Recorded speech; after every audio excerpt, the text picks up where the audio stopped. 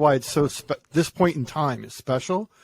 It's because we do have something new with a new philosophy around it that does offer freedom, and we're only limited by our own creativity.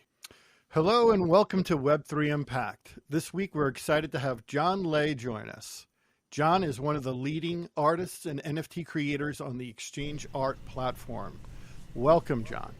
Hi, good morning, guys. Thanks for having me. Of course. So, yeah, we're excited to talk a little bit about the art world, your world, who you are, and kind of how you got started. Can you tell us a little bit? We'd love to understand your journey from like traditional art, illustration, maybe even beyond illustration into painting or sculpture or whatever you're into, how you made that jump, the digital jump, the NFT jump.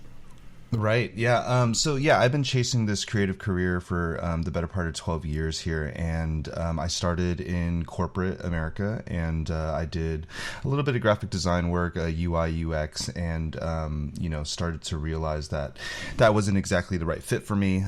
So then from there, I kind of trickled down through different mediums to kind of find that area that felt like home. And I think everything, as I look back now in hindsight, everything was really geared towards storytelling. I always wanted to tell stories in some kind of way, but then of course I had to kind of hone my craft in and learn different crafts to be able to get there. So from working in corporate America to then getting an apprenticeship in LA to do screen printed posters for a comedy show called The Meltdown with Jonah and Kumail. I did that for a while, and at this time I'm still straddling both jobs. And not until I think maybe 2016 did I finally go from corporate America to just full independent. And what really helped with that transition was becoming a broadcaster on Twitch, where I live streamed the production of art and kind of spoke to my audience. And from there, I really started to understand what a career online was like, and how to manage communities and how to engage with fan bases. From there, I got contracted to work with Adobe. I did live stream for a couple of years until I realized again that it wasn't the perfect fit for me. And so from there, I went to I went fully independent, quit my job, quit Twitch, and was just doing freelance for a while. And I knew that the place I wanted to end up with was comics, but comics was just a very daunting kind of thing to get into. Not many new artists are signed a year, so it kind of took me a while to kind of hone in the right skills to be able to get there. But then, by persistence and hard work, finally got my first shot. And got signed in 2019. My first debut book came out in 2020. And so as I'm working on this book and as I'm about to wrap it up, I start to really get interested into crypto as well as NFTs, which, at first it wasn't, I think the first time I heard of NFTs was the big Beeple sell, right? The big 6.75 million. And I think a lot of people relate to that. And, right. And, for whatever reason, maybe because I was too busy being an artist or whatever, the money didn't woe me too much, right? It didn't kind of hook me as much.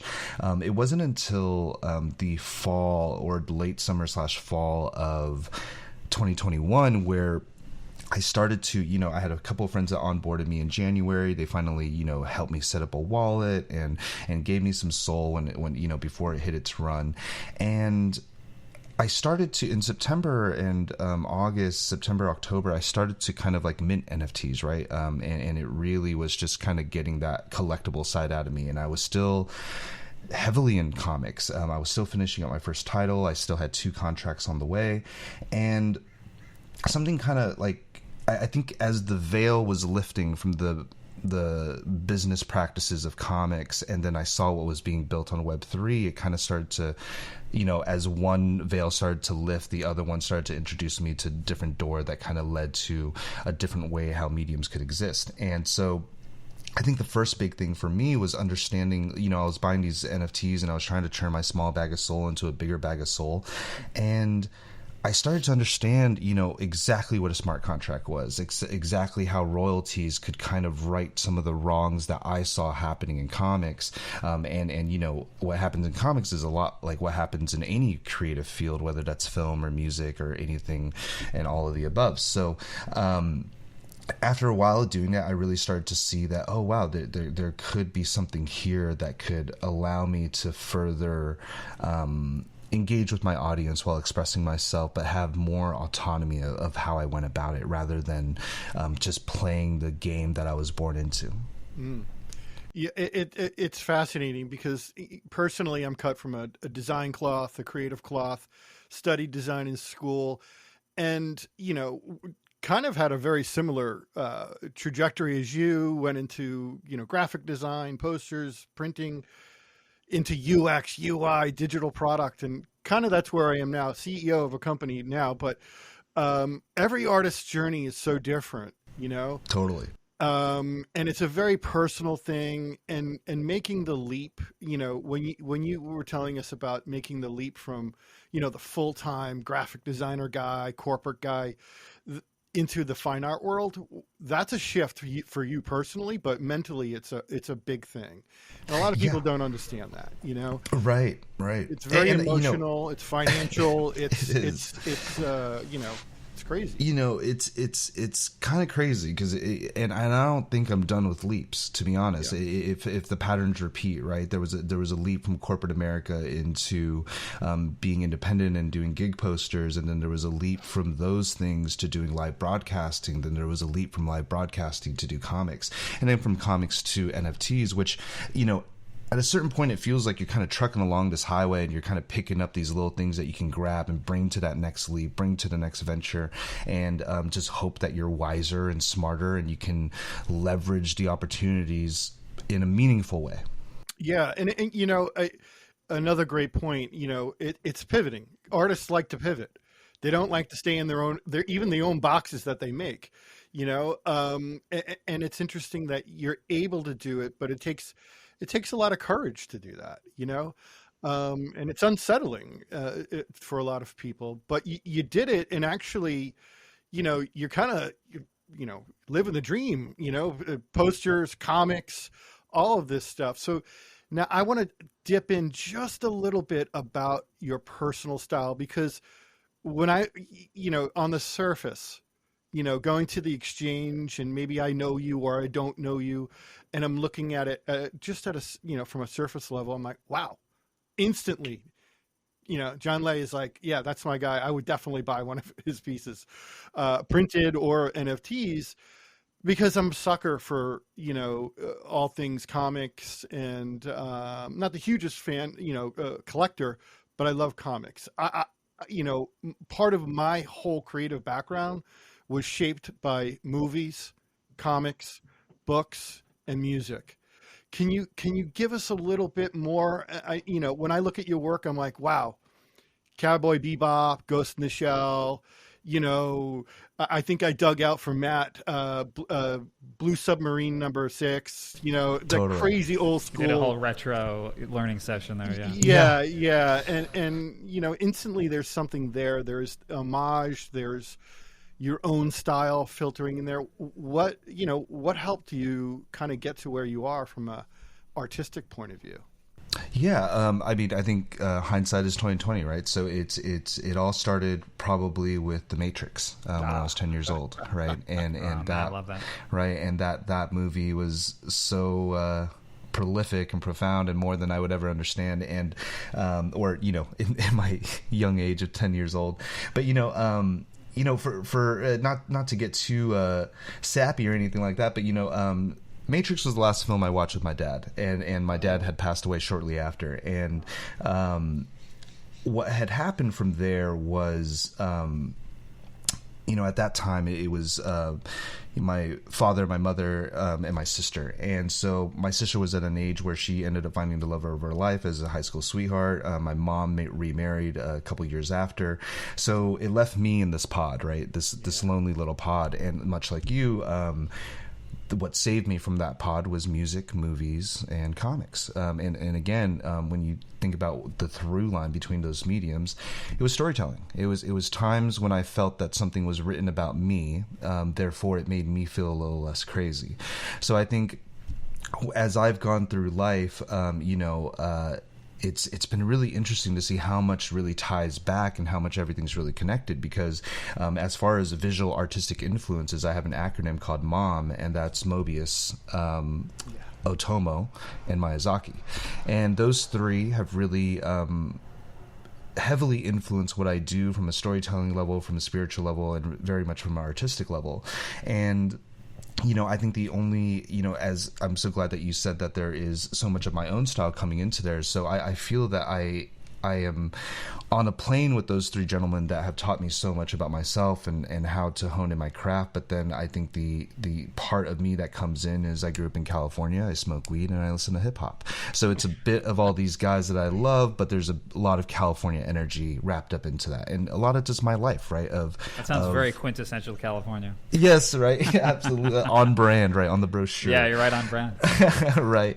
And so, yeah, I think it's really just my what I hope my style is from my perspective anyway, is definitely sci-fi, fantasy, but drenched in hip-hop and California culture, and just the tales of a lonely kid trying to figure his way out. Yeah, there's so, like, looking at your art, it pulls me in because I'm from that generation too, where it's like a lot of pop culture, Japanese culture, which is completely different storytelling, which I love, and I'm glad you bring that up, because storytelling, it may sound cliche to guys like you and I, but I say it every single day to my team, whether we're working on a marketing, advertising, a website, products, branding, whatever it is. If you're not telling a story, you don't have a story. You need some foundation, and you need those vehicles to pull you through. And it's phenomenal to hear that, these kind of things kind of save your life, these kind of influences. Absolutely. For me, I always compare it to sports. Nobody really gives a shit about a ball going through a hoop or a wooden stick hitting a ball. Like, nobody really cares. They care about these men and women that are striving for greatness and overcoming adversities, and if they can do it, then hopefully you can do it too. So I think that's why sports is $1 billion industry, just because it is a storytelling engine that continues to refresh year after year after year. Yeah, it's interesting you bring up sports, because apples and oranges for this discussion, but very appropriate in the sense that throwing a ball through a hoop is one thing. It takes skill and all that stuff. How much of that do you actually want to see for your whole life, which a lot of people are happy watching just the sports? But what's happened is the players themselves, the teams, the players, their stories, their personal lives, sometimes their investments become part of their narrative, and they become part of a bigger story that it kind of extends the play, right? So, I ran design for a Nickelodeon Online for many years back in the day, and we had something called edutainment, but it was about connecting kids to characters they know and love through games that extends the experience and through storytelling. So beautiful. So for us, the NFT world is literally, we're just scratching the surface. And I always love to say this. It's like a Brooklyn neighborhood, or an LA neighborhood that maybe was down in the 90s. The artists move in, they show everyone how to kind of live on a kind of a free and expressive level. And then everyone wants to move in, And then we get priced out. And then you hit, John, you hit the most important part. You get priced out. Because honestly, that's exactly what happened to me and many of my friends who lived in Williamsburg for many years, right? So that aside, now how do you see NFTs progressing, right? So right now we have JPEGs, and sometimes they're animated. And I have a friend, I was talking to you about a buddy of mine, Josh Davis, who actually embeds code. He does generative art, and I'm not talking generative art as an AI art. He creates algorithms that creates, based on parameters, creates wonderful posters and art and animations. So he's starting to break the rules, and a lot of other folks are breaking the rules. Where do you see NFTs going from that perspective, without getting too techy, and maybe where do you see your art within the NFT world going, perhaps?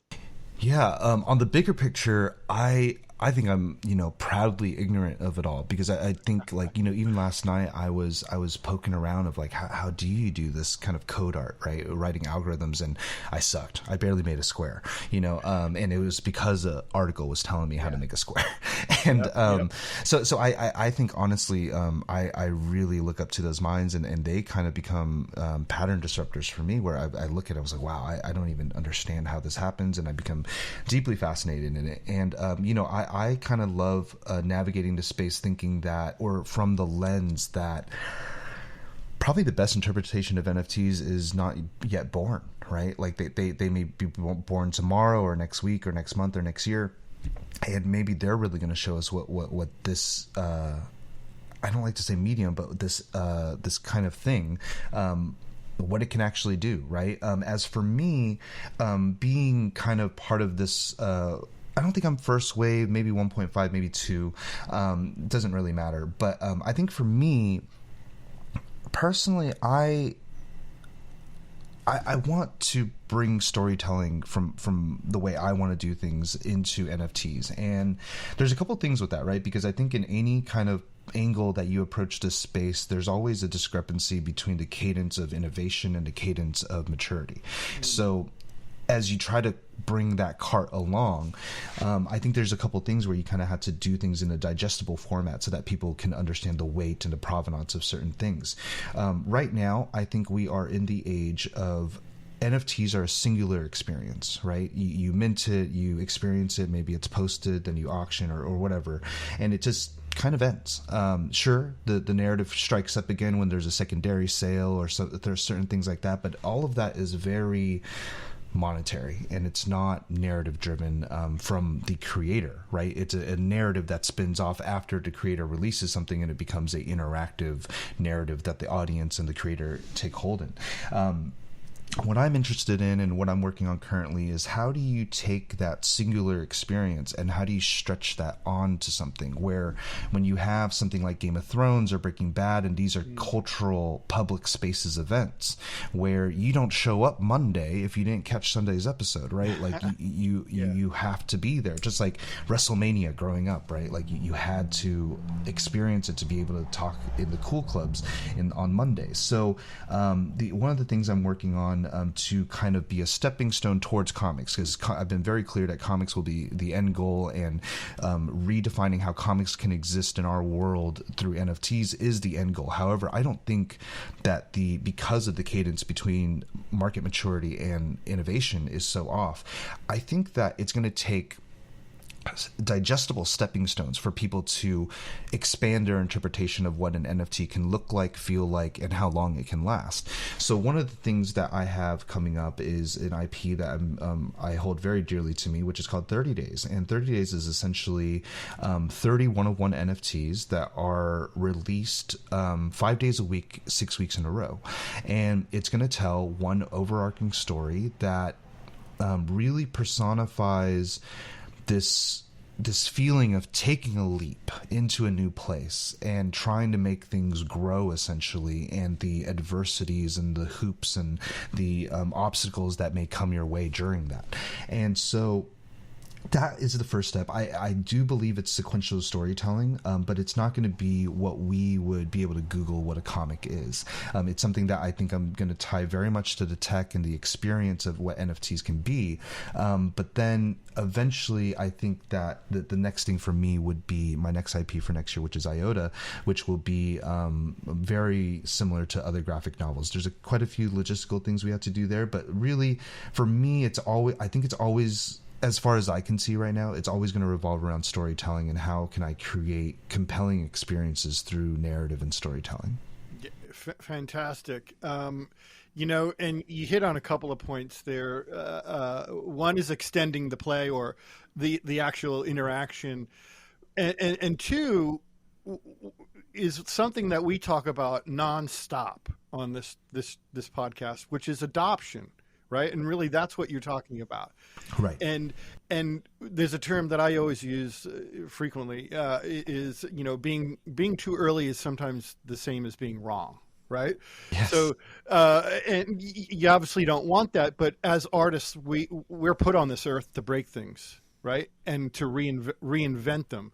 So I really love that you're taking. It's that idea of binge watching or having to tune in every Sunday for White Lotus or Game of Thrones or something like that, and there's a certain delayed pleasure from or excitement from having to wait a little bit. It's like a throwback to the old comic strips. Well, yeah, totally. Yeah, exactly. So comics were released in series, right? And you whether you were a Batman, Superman, Deadpool, whatever you were into, you kind of loved the idea of following these characters, and fantasizing about what the next collection's about.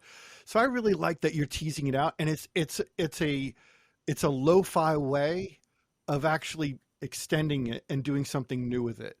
I've heard of other people, Quentin Tarantino, which I actually really like this idea, selling certain segments of movies, of this, Pulp Fiction, or, I got 30 seconds of Pulp Fiction that I actually have IP to, that's pretty damn cool. Now you spin into the comics and then you drip it out. I think that's really cool. It's continued engagement. I think that's what's exciting is essentially we're in a market that is all about pattern disruption, right? Nobody wants to do what somebody did last week. Everyone wants to do the next thing. So it's conditioning quite a great rollout of content just as from an audience perspective, right? Because everyone's trying to disrupt that pattern and do it in different ways. So I think that's what really kind of hooks my interest in the space is not only does it right so many of the wrongs in previous business practices, but it actually, you just feel like you really have a shot to change things. You know what I mean? You have a more tangible objective where you can actually not be the first at something, but you can just push that needle forward, and you don't feel like you're a pawn that when you put something out, it goes into the ether. I just feel a little more involved in this scene. I was just curious to that point, John, how much does the community element play into this? Because when we spoke with Adam Karen, he really emphasized that at Exchange Art, there's so much kind of dialogue that takes place between the artist and the audience, that line that we usually think of here, we're producing something, enjoy it, starts to disappear. There's a back and forth, there's a give and take. Right. I only know from what most people kind of tell me, right? But especially friends from ETH starting to contact and asking like, what Solana is like, and onboarding several artists from ETH over. And the kind of through line that keeps happening is people talk about the community of how helpful everybody is and engaging everybody is. And, that's something that I'm very proud of. I think me and quite a few others in the Solana ecosystem alone, especially on Exchange, we have done so much to set the tone of a community, kind of a very fruitful community where we help each other. A lot of my time week to week is spent on one-on-one calls with a lot of artists and just paying forward everything it is that I know, everything that I've done to hopefully instigate their imagination, right? There's really not much from the way I see it. I don't really see much competition between artists. I see artists competing with their past selves and trying to make better stuff. So, it's rare when this kind of thing happens, right? And maybe it's just because we're early and everybody is, the whole WAGMI energy, we're all going to make it or whatever. But whatever it is, I hope to, as long as I'm in any way leading any kind of pack, I hope that I continue to set the precedence and the tone that, you don't have to treat this like a competition in the way that it's detrimental to your practice, right? You can treat it as a competition that nourishes your practice and nourishes your competitors' practice and push each other. John, I think we here, especially at ARC, we share your sentiment on sharing, literally sharing, right? And it's a beautiful thing when you actually see it in motion and you're part of it, because this world we live in now is all about gimme, gimme, gimme. And what do you got for me? And when you, whether it's a music community, I belong to a couple of like modular synth communities. I've never heard one no. And it's all like, let's collaborate, let's make something together. Here's how you fix something. It's a really special thing that doesn't come around a lot. And the reason for it, and you hit on some of this, part of it is, yeah, this is all new technology. This is new, not even technology, forget it. It's a whole new mindset. Forget the technology. It's a mind shift. It's a bent, like mind bend for a lot of people to wrap their heads around what an NFT actually is and the value of it. But what we're seeing is, wonderful communities bubbling up. And I always like the sniff test with anyone, whether you're a podcaster, analyst, or whoever, whatever you are in the crypto space. If they tell you they're an expert, they're lying, because there aren't. Truthfully, I mean, there are some people that really know a lot of stuff, um, you know, but but it's still a world that is undefined, and there's no playbooks yet. So you have to have really interesting, tightly woven communities that are not predicated on mass numbers, but predicated on quality of people. You know. Yeah, and it's really interesting because then it kind of sends my mind into a place where I think that I had to ask why, right? Because when by the time I got into comics, it didn't feel like, don't get me wrong, there's several people there that share the same sentiment and they want to pay everything forward, and likely often when you become part of that big of production, maybe you just don't have the time to give your time to everybody else. But there's something about where, I don't know. I think there's so much humility involved with artists that come to Web3. And from my perspective, I wonder if it's because that we were so, whether we knew it or not, in our previous industries or previous gigs or contracts or whatever, we were so oppressed, right? We were dangled a carrot and we were told this is the way the game works. And most of us nodded our head and agreed to it. And then here we go to this new entity or this new world where, okay, this challenges all the things that we had an inkling in our brains of why is this way in comics or films or movies or whatever. And I think, it's sometimes I joke about it where it's like, sometimes it feels like we're in a refugee camp, right? Yeah. Not to, sorry, just strictly metaphorically, not to bring war into it or anything, but where all these people are just, even with the, like, with us being in a bear market and we're 95% down on tokens or whatever, still living a better life than we were previously.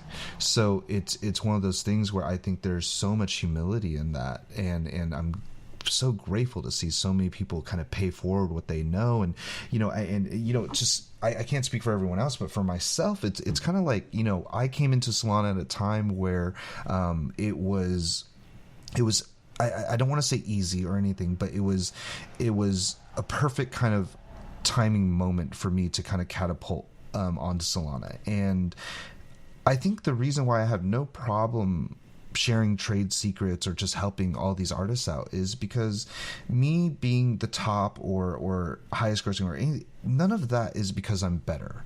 It's not because I'm better at drawing. It's not because I'm better as a storyteller. It's because timing and being able to, like, I've had experiences in life that I was able to leverage something I couldn't control, which we call luck. So it's that understanding of, like, I'm not better than anybody. I just got a golden opportunity, and I can't wait to see the next person get the golden opportunity. So I'm hoping that is what is echoing throughout the space. And, for whatever reason it is, I'm very grateful to see everybody kind of being very selfless in paying forward their knowledge and their expertise.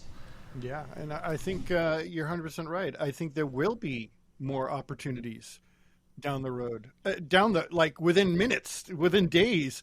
This thing is moving. All of this technology is moving so fast. And, as far as NFTs and utility driven NFTs, because we love the art movement, of course, we're really rooted in, like real estate sharing with NFTs, rev sharing, uh, you know, all sorts of IP kind of and rights management. We're really into, but it is moving fast, and there is opportunity. There will be the next person who goes, "Oh, I just connected the two dots," just like John Lêsee. Now I'm going to do something in video or some kind of organic AI driven whatever it is. And I truly believe we're only literally at this point, and this is why it's this point in time is special. It's because we do have something new with a new philosophy around it that does offer freedom, and we're only limited by our own creativity. There's no other walls. That's it. You are your own wall, and that is it. Yep, and it goes so far out, right? Because when I get like, it's starting to get to that point, and it's been this way for a while now. But like, where interviews like this, the professionalism, the screening of questions before, like stuff like that. This is what I remember from comics, right? Like this is how professional comics interviews were set up and how it was. And so I have such a deep love for journalism and how important journalism is in this space, because we have to document all the amazing things that are happening, but it's hard, right? It's really difficult to keep up with the cadence in which things come out. How do you possibly time your interviews with marketing and all this stuff? But it's invaluable. I think I was just on a space a couple of weeks ago talking about the importance of art critics. Like what I'm trying to get at is like, I think a lot of people get into Web3 and they're like, oh, well, if I don't code, I'm not a big finance guy and I'm not an artist, and what position is there for me? Well, man, you know what I mean? Like we need so much more than that stuff. You know what I mean? We need an actual ecosystem where, and journalism is such a big part of that. So, I just become, just a moment to give you guys your flowers, because I'm so grateful to be kind of back in these seats where it is reminiscent of what I felt interviews should be like back in my old career. Oh, that's awesome, and we appreciate the feedback. And we have a simple philosophy where every crypto podcast literally is on fire, like not in a good way, crumbling. They're shutting down networks. The news is all. We have a simple philosophy. Our purpose is literally understanding the technology, the innovations, and the people behind these projects, and that is it.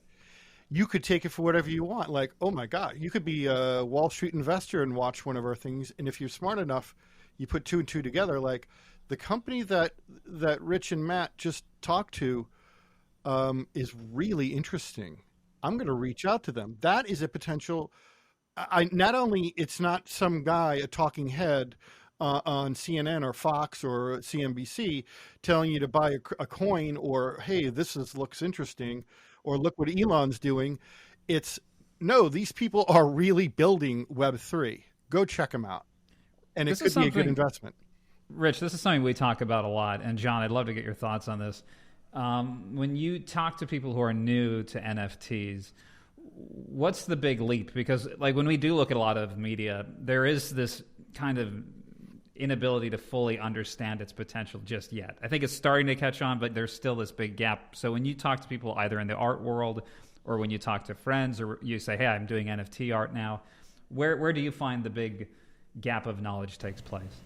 Yeah, it's changed quite a bit, because I think that, at first when my life was changing so fast, I wanted everybody to kind of reap the benefits of what I was doing. And since then, I think I've changed my perspective a bit. Going to DC and talking to members of Congress and staffers about NFTs and stuff kind of really changed my perspective. I understood that money being the hook of your conversation, it can actually be quite detrimental. And of course, you have to adapt yourself to every audience member you speak to, but money as the hook tends to get people to tune out at a certain point. And I think back to, and I think all of this encompasses empathy, right? Because I think back to when my friends had seen a career for me in NFTs before I got into NFTs, and they all meant well. They all wanted me to succeed. They all saw that there was an opportunity for me to really capitalize on something, and I didn't listen. And from a poor artist perspective at that time, it's like, man, like, I'm not going to buy this crypto for $10. Like, even if I had $10, like if I had $10 left over at the end of the month, I'm going to buy cigarettes. I'm not going to buy cryptocurrency. You know what I mean? So, and not a role model thing to say at all, but that is very raw and it's very much what it is. Right. And so I think it's really just about empathy. And nowadays I think more about, when I speak to somebody about crypto or NFTs, I tend to leave the money out of it at the beginning, unless it's an audience member that really needs that monetary click for them to be enticed.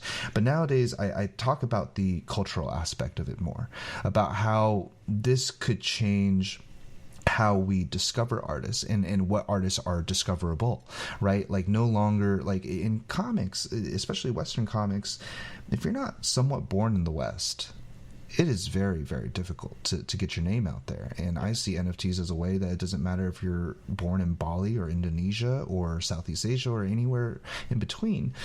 You can be discovered just by having a sliver of Wi-Fi and knowing how to play the game a little bit, right? Of marketing and storytelling and all those things.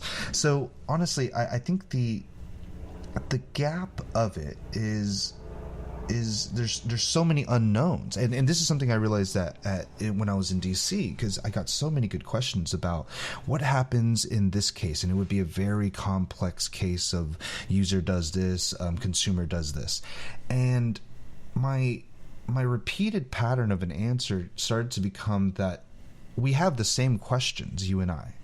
The difference is I'm on the ground floor trying to figure it out, and you're high above trying to see if we can figure it out. And that's okay, and so it's just going to take time until people come in. So I think for me, my onboarding tactic is far less aggressive these days. It's far less forward. It's leave some cookie crumbs, and when I get their curiosity over their judgment, then that's my window to actually speak candidly about what I see in NFTs. But most of the time, if I'm getting judgment, then I don't get curiosity, and I can't possibly have a convoluted conversation about the beautiful or the beauty of NFTs. John, I think that was extremely well said, because we have conversations with newbies and every single day, like, what is this thing? Even people who know a little bit about it is like, how do you do this? How do you do that? Immediately it's like, what would you invest in? And I'm like, no, that's not where we start. That's not where you start. Do you know why and when cryptography was created, or cryptocurrency was created? 2008, financial collapse. Cypherpunk said, not on my watch. And that's how a lot of this started off.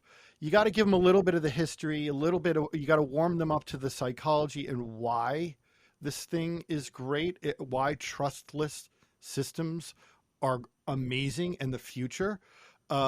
It blows their minds, and 99.9% of people can't get over that immediately.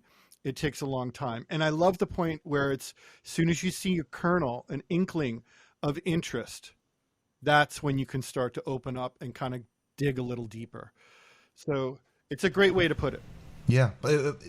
Prying for that moment of curiosity is just so dangerous. You're going to scare them away, and it's like herding cats. You know what I mean? Or get into a fight. Oh my God. Yeah, absolutely. And but at the same time, what we're asking for adoption and that gap to become smaller, I think for me, empathy is so important and patience is so important, to remember that we're asking a lot, right? Because there was a time where I lost my fuse, and I'm having a conversation with somebody in comics, and I told him, I was like, what's funny, man? For an industry where we wake up every day and we make books, why is it that so little of us like to read? And that's and that's how I feel about the toxicity of NFTs from the comics world. I'm just like, if you guys just listened, if you guys just read something and educated yourself. So, but then when I have my more patient self, I understand that you're asking a lot. You're asking people in an age where information is spoon-fed rather than found. You're asking them to find. That's a lot for people to do with everything they have. Everything else they have going on with inflation worries and home ownership and all this stuff, and you're asking them to find more information that is not easy to find. So honestly, like, I just become more patient in that onboarding tactic now, because I understand that life is hard and very few people are fortunate enough to have time to go discover an answer rather than be fed an answer. So I just try to leave cookie crumbs and give people time. Yeah, and we live in a world where everything is a micro soundbite, or that you don't want it. And the idea of like getting back to the idea of investing yourself, your time, and your energy a little bit longer in an artist, a comic book, a movie, a series, whatever it may be, letting yourself, be patient and letting yourself kind of take your time and enjoy or savor something is so foreign these days. It's kind of crazy, actually. Yeah. Yeah. And it makes sense, though, because at the same time, I remember, sorry, I'm such a tangent guy, but it brings me to this moment I realized in my younger, or like, I think my mid to late 20s, where there was some big California lottery, and there was some kind of internet post that went viral about, like, oh, if this was divided up, this pot was divided upon all Americans, each American would wake up with this in their account. And then I started to think, I was like, wait, so humans can create something where we can raise a pot of wealth that would alleviate everyone's stresses. Why don't we do that? And then the answer became clear, right? Well, like, who's going to serve me coffee tomorrow morning? Who's going to make sure the street lights are running? And who's going to maintenance my car tomorrow? Like, control is a very interesting thing. You know what I mean? Yeah. So when we were speaking earlier about, like, how do you close that gap, and like, it's, you have to be patient because we're asking a lot. Well, we're asking a lot because breaking conditioning is what you're actually asking people to do. Yeah, and that's okay. That's normal for artists and creative types, right? Like, we're used to breaking patterns. Most people don't ever want to break a pattern because fear of what happens after you break a pattern. Sheep. I mean, it sounds a little callous, but that's what it is. Sure. People are programmed. To your point, they're programmed from birth. Right. It's in your DNA. It breaks my heart. Like, honestly, it breaks my heart. Right. But John, you're of the corporate world. Did you always think outside the box? Did you always kind of know you were an outside the box thinker, or did you used to feel? Was there an epiphany moment for you? I think it's just you continue to touch that hot pot and you realize who you are. You know what I mean? I wanted to, gosh, I don't know.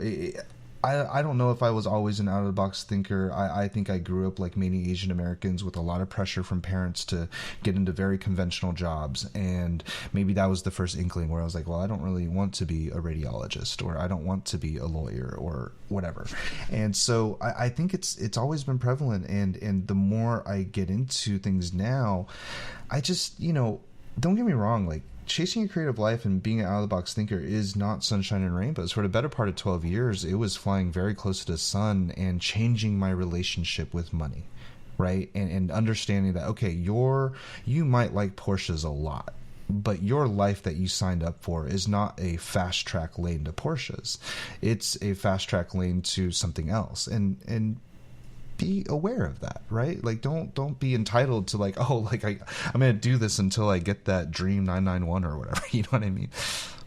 Yeah, that's you just, it's like a lifetime of lessons and, one conversation, because I started off that way. And it's funny, I love Porsche. Someday I will own, but I don't put all that pressure on myself. I don't do that on a daily basis anymore. It is not the reason At you least do a what you Porsche do. NFT. Yeah, of course. Which that is I'll get. minting very soon. Well, yeah, we're going to be talking to Volkswagen very soon, actually. Oh, wonderful. Yeah. But 100%, don't put that pressure on you. And it is a lesson that no one can teach you. You have to learn yourself. Is your relationship between money, what it's worth to you in emotions and pain and creativity, and coming to terms with it, and not overcoming it, work with it, so it's fascinating. There's so many little tiny angles you could take to this, the whole approach to it. John, what are kind of, just curious, you're always trying to reinvent yourself and rethink things. Are there any kind of interactive events or shows or projects that you're starting to build on that people can kind of look to? Yeah. As far as in-person events, not exactly yet. There's been some thinkings of things that I could utilize the 2 new IPs to do, but nothing concrete yet. It's one of those things where I just want to enjoy this kind of moment where I set my production schedule, and I can build high production IP, I can fund the high production IP, and I can do it my way. And for me, I just want to make sure that, the reason why I'm so adamant about taking things step by step is I want to make sure I can tell the best story possible. And then after that, the marketing, the events, the things to kind of throw gas on the fire, I do believe that I can come up with those things, and not only come up with those things, but execute those things slightly easier than telling the story itself. So yeah, I mean, it's a dream to be able to get back into galleries and do, retrospectives, or even, with the 30 days project that I told you guys about. Like, I would love it all takes place around this botanist that is sent to a desert planet to see if he can make things grow. So he's obviously in a lander spaceship that lands on this place. I would love this kind of show where it's all of the NFTs around it, and then an actual installation of the ship in the middle of the room. So there's definitely things like that kind of on the way, but I don't want to get, I think for me, in my process of creating, I don't ever want to get too caught up in the marketing aspects before the thing is actually made. So I'll wait till the thing is made, be patient, and then kind of start rolling things out on that end. I love it, a little element of surprise. Right. Yeah. The marketing end, I have no doubt. You're already tuned into kind of modern, contemporary, channels, and you understand where younger generation art collectors are and whatnot. And that'll be a free for all, especially I really like what you were talking about as far as the kind of the installation type of portion of it in the physical space. What do you think? What's your idea? I know you talked about that whole series that you're doing, but collections versus series, where have you been finding your luck or your stride?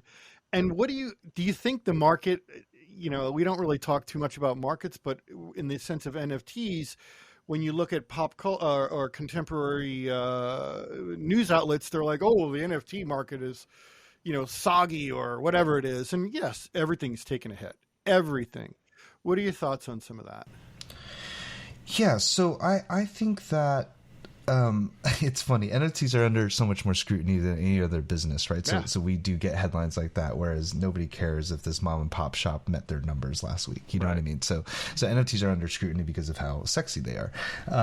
And I think for me, I've had a bit of success in both, one-of-one series, which each one is just one singular NFT, no copies of it, and then I've had a great amount of success on editions. And so I honestly think that, for me as an artist navigating this space, it becomes more about, yes, there are so many levers and tools to provide more value to your audience and your fans and stuff like that. But then at the same time, it's balance of how do you balance this of continue to giving them value, not oversaturating yourself so that it becomes dull and you lose your bite. But at the same time, how do you balance all of that with disrupting the existing giants of industry? So, I've been talking about this a lot recently where in Solana, when I release something for 5 Sol and 1,500 copies, there's a lot of scrutiny around that, right? And I try to, again, expand that interpretation because I feel that if I just sold 1,500 comics, why would anybody in comics care? Even if it was $1,000 a comic. Why would any of them care? They will care when I can consistently, or not I, but we can consistently sell 20,000 to 100,000 units of a singular thing. Because then they realize that, wow, the direct customer base that exists here is very competitive, right? So for me, it's how do I utilize this technology to engage with my audience in a more fruitful and more robust way? But at the same time, how do I leverage that interaction to then disrupt giants of industry? And it's a constant balancing act between those two.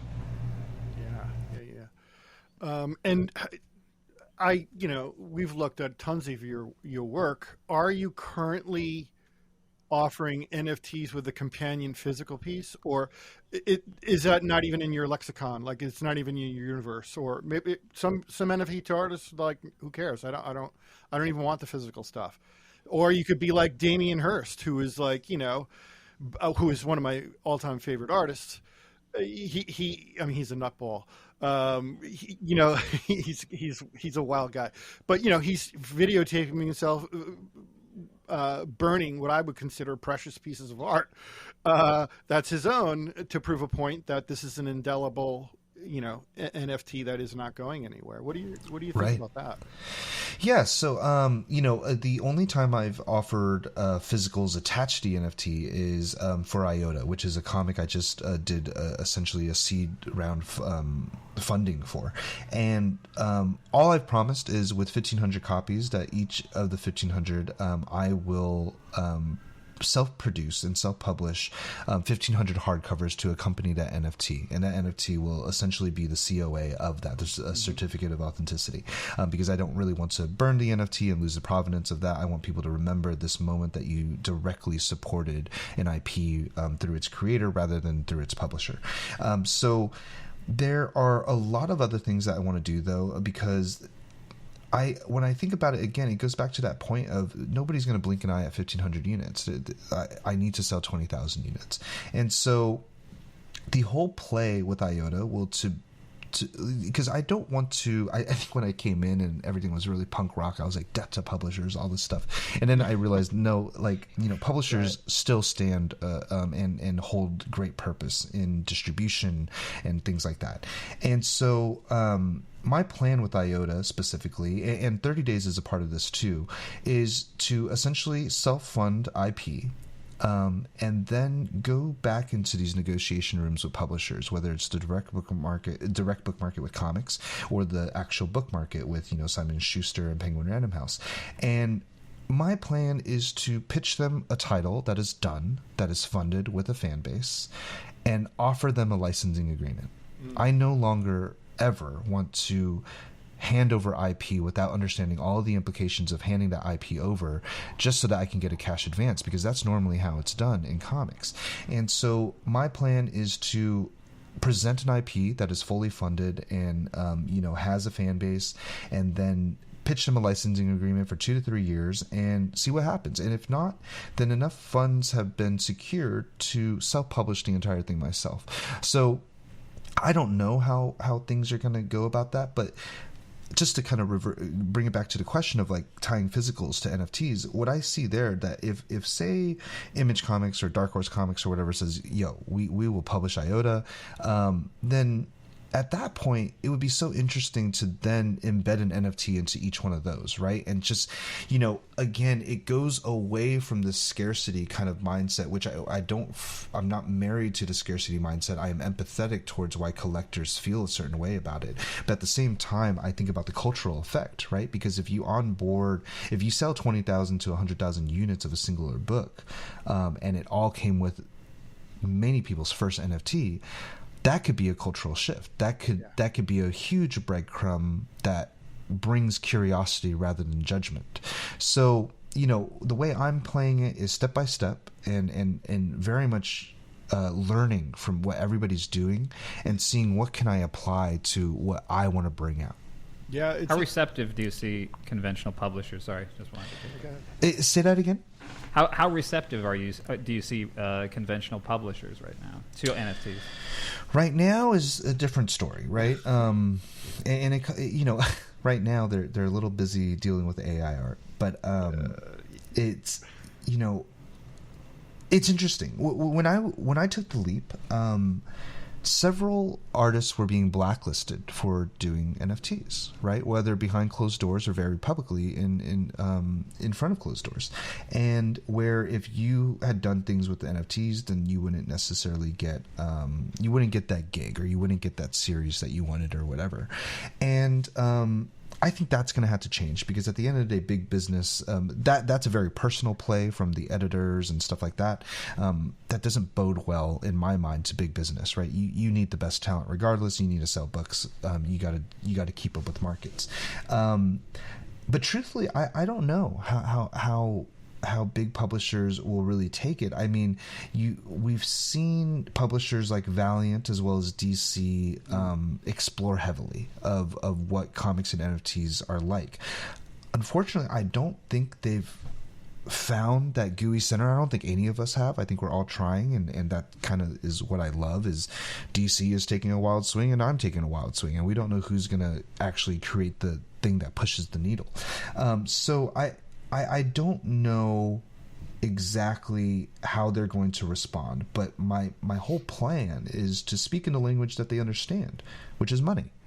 If I can match them on that and show them that, hey, this raised, if one IP raised $250,000 before it even hit shelves, then what does that say? And does this alleviate things for you as a business? Does this let you focus on things that are more fitting to your business? I'm not really sure. But at the end of the day, it's like, if they don't, then there's the direct book market, which is all comics, but then there's also the book market. The book market, I don't know as well, but that's another angle of approach to try. And if none of those work, then, well, things will have to be structured on the creator end to then self-publish everything and build your own relationships with printing houses and stuff like that. So really, I think it's still crystallizing of what that perception is going to be.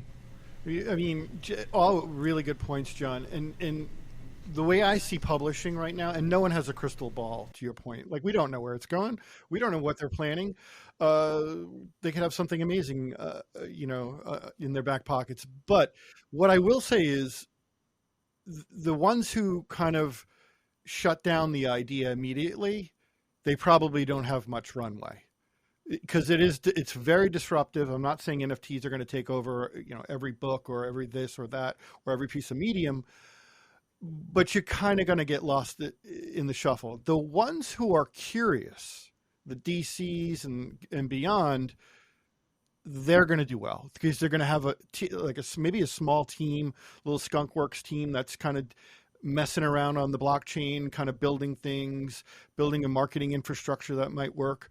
But ultimately, you said something before about your approach, which I really liked, and I think it is the future.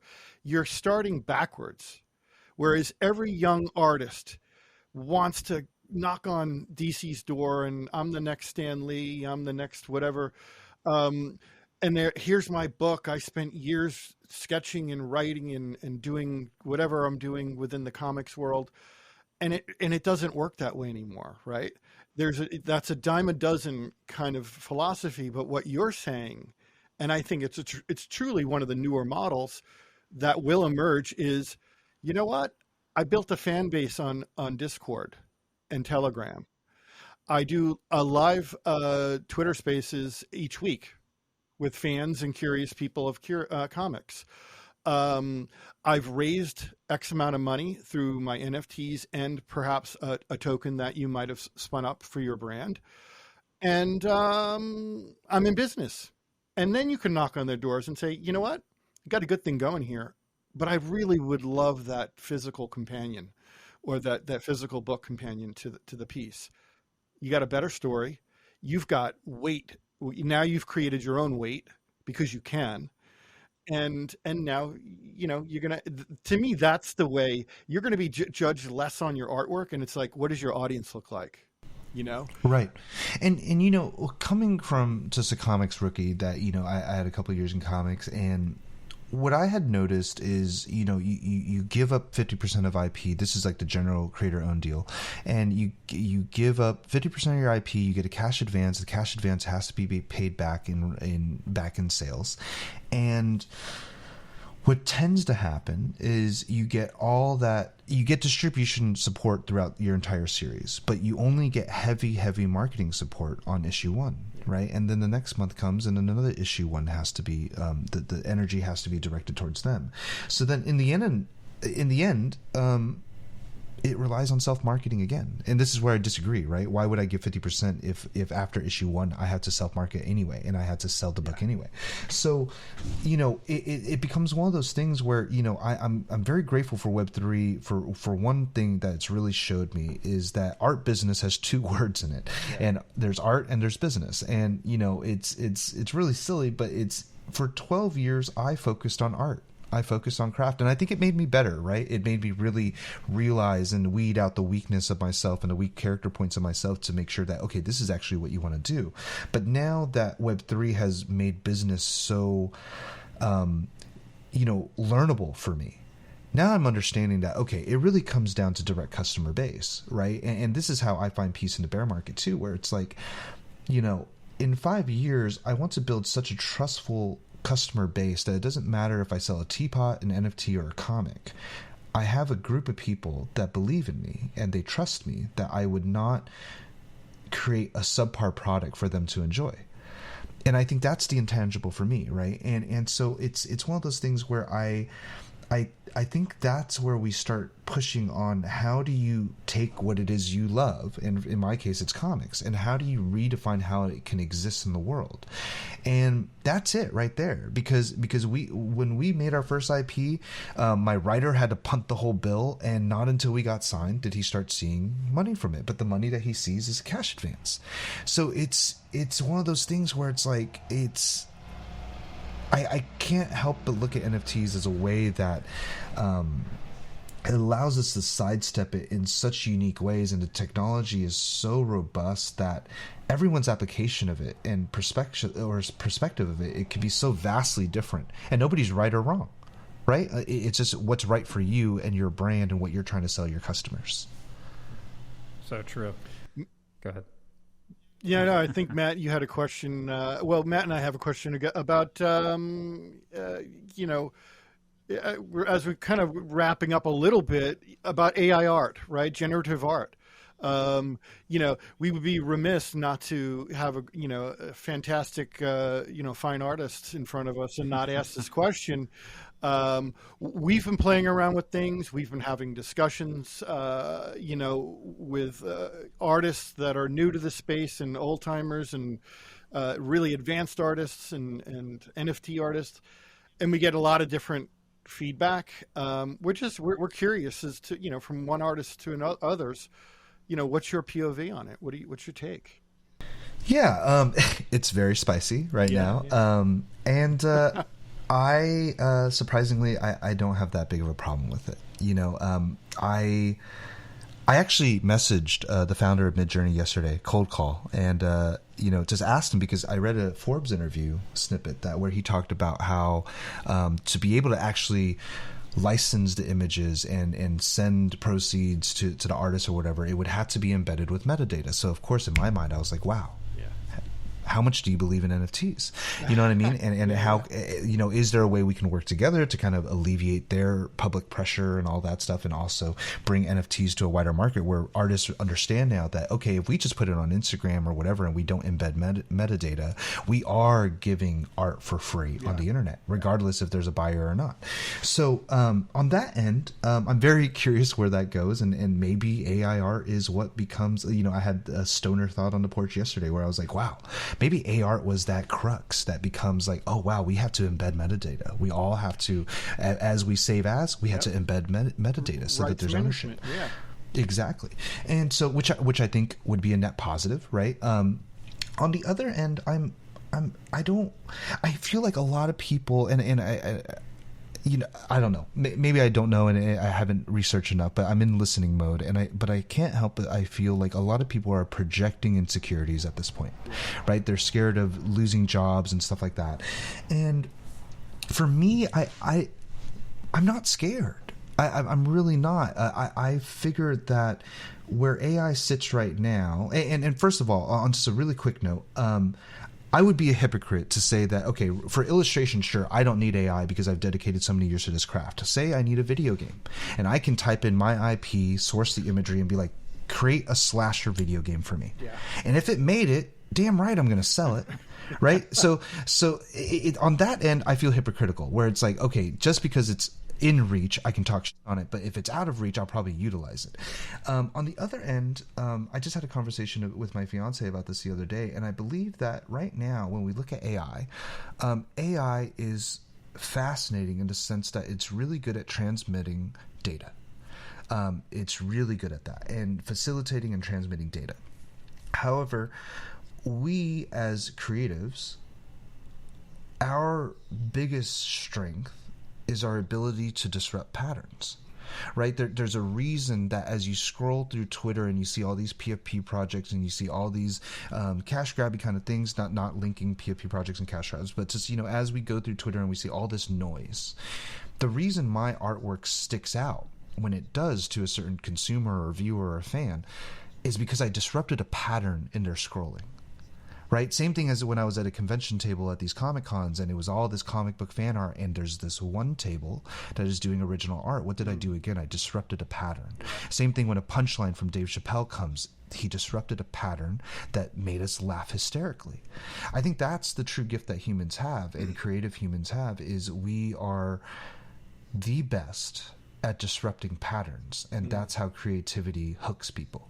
So as far as jobs go, if it alleviates certain tedious tasks like storyboarding or anything like that, then I think that, as I've seen in life, and my whole mantra through life is adapt or die. You know what I mean? Yeah. Like, move on to that harder thing that only a human can do. I love the idea of patterns, John, and I love the book Pattern Recognition. If you haven't seen it or read it, the study of how humans perceive patterns and what it does for us, and there's a saying that I absolutely love that is like, beauty or God lives in the negative space, right?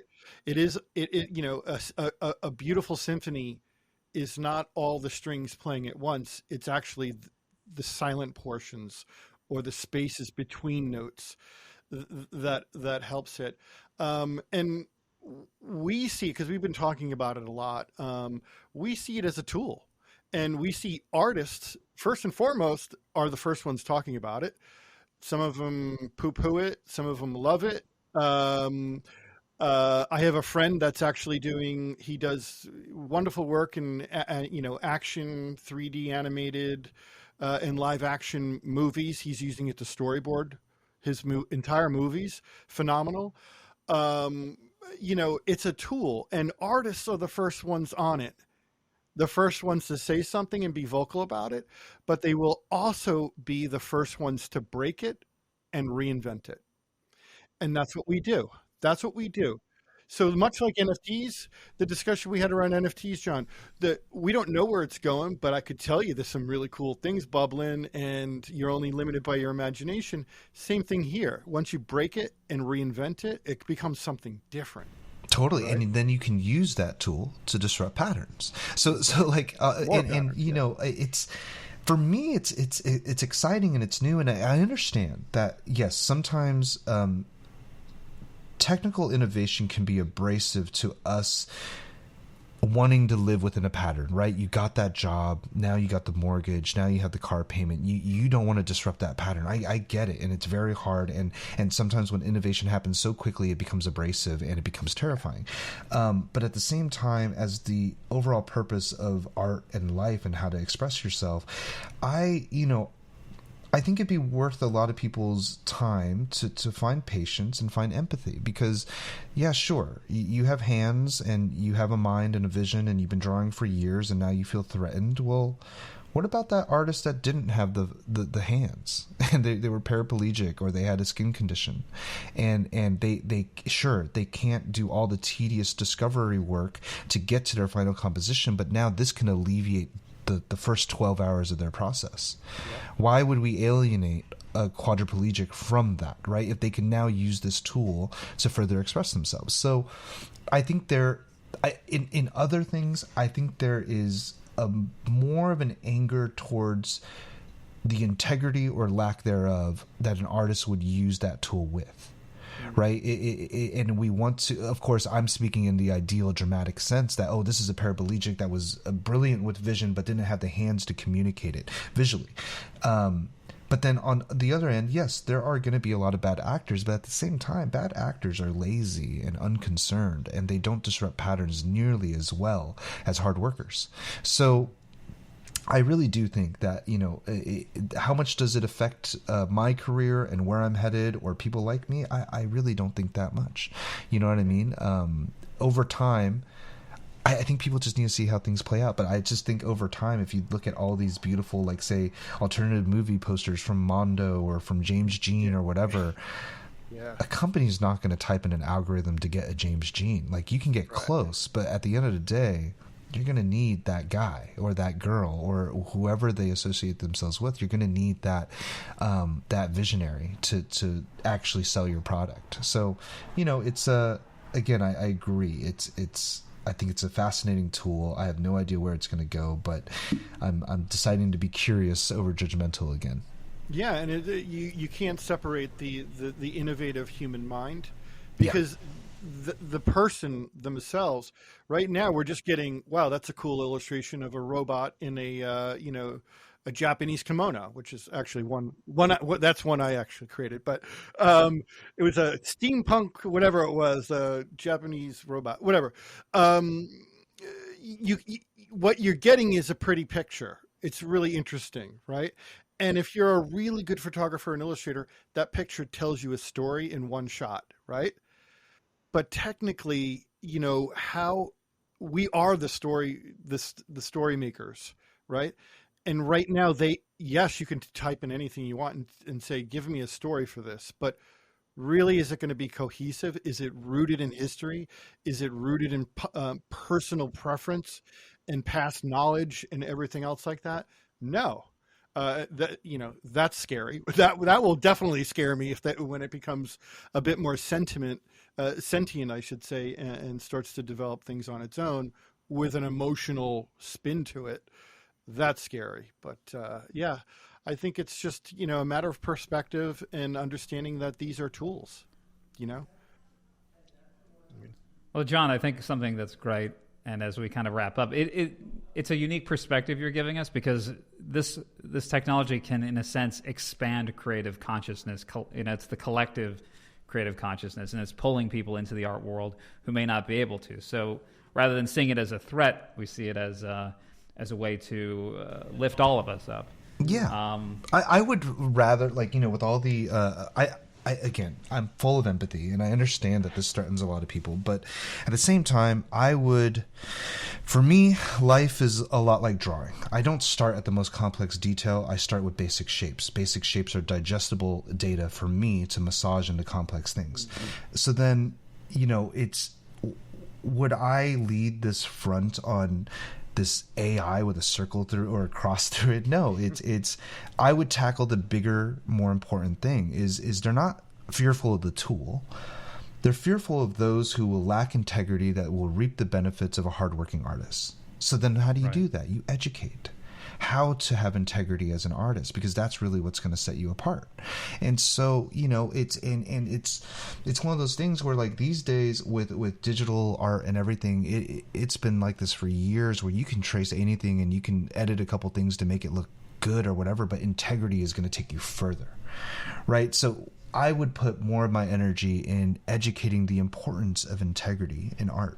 Right? Because at the end of the day, after years and years of doing this, making something beautiful was not the most challenging part. Having integrity of doing what was true to me, that was the hardest part, the quiet struggle that many people don't talk about. And I think, the general core philosophy or theory of blockchain is truth and integrity. How do we insert technology as a third party to govern truth and integrity? Really, that's what it's about. Exactly, verification instantly between two parties, not 15. So it's a really interesting. It's a conversation that can get so philosophical and deep, and very fun, personally. But I'm sure. Yeah. John, we're really excited. Well, we obviously excited about the art you've done right now, and that you can get on exchange.art, and check it out. We encourage every one of our listeners to look at his work. It's phenomenal. we're interested. Well, I'm very interested in that comic book, like the series that you want to release. Can you do us a favor, keep us posted on that, because we would love to do a little, whatever it is, a little book opening, or unpacking the book, or the comic itself. Absolutely. Go through the art in a little more detail, a little bit of your process, and some of your like marketing. Yeah. Like just get into brass tacks too. Absolutely. We would absolutely love that. Thank you guys. Yeah, I will definitely keep you guys posted on both of the IPs I'll have coming out this year. Yeah. And John, just as we wrap up, we always like to do this. Do you have one final takeaway for budding artists, for people who want to learn more about you? We always like to kind of send off with a nice little, nod to your work and everything. Yeah, I mean, there's so many better things I could do to keep people posted on what I do, but I think right now the best places is Twitter and possibly my collector's Discord. But other than that, it's just I think as a signing off is time and time again, choose curiosity over judgment, sit and listen, and be patient, and have empathy for others, and I think we're all going to be all right. Thanks so much, I John. love that, and that works across the board. Yes. Not just in the art world. Yes. Just everyone take that home, write it down. We'll solve keep world it hunger under with your that. Pillow. Yeah. Yeah. Well, yeah. Well, let's just be nice to each other. Yes. We'll start with that. Yes. We'll start with that. Absolutely. That's all I would take. Fantastic, John. Thank you again. We really appreciate it. Fascinating projects. We hope to see you soon. Thank you guys. Thank you. And happy holidays to you guys. Yeah. Happy holidays. Thank you.